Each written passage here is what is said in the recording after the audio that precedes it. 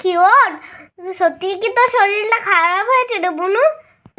সকাল থেকে মা তোকে কতবার ডেকে গেল, তুই তো একবারও বাইরে গেলি না। ওঠ রে বুনু। ও দাদা দিদি ভাই, তাহলে পাখির কি হলো? সত্যি মনে হচ্ছে শরীরটা খারাপ হয়েছে ওর, বুঝেছো? দাঁড়াও, আমি কাকিমাকে ডাকি, কাকিমাকে বলি যে বোনটার কি হলো ওর। তখন থেকে সকাল থেকে চুপ করে শুয়ে আছে, ও তো শুয়ে থাকার মেয়ে না। এ কী রে তোতা, পাখি এখনো ওঠেনি, এখনো শুয়ে আছে? না, মেয়েটার আবার কি হলো কে জানে। ও মাম্মাম দেখো না, পাখিকে আমি কখন থেকে ডেকে যাচ্ছি কিন্তু কিছুতেই বুনু উঠছেই না। তাই তো, এবার তো আমারও একটু একটু চিন্তা হচ্ছে। পাখি, এই পাখি, পাখি, মারে, ওঠ না, কখন থেকে তোকে ডাকছি। এই পাখি।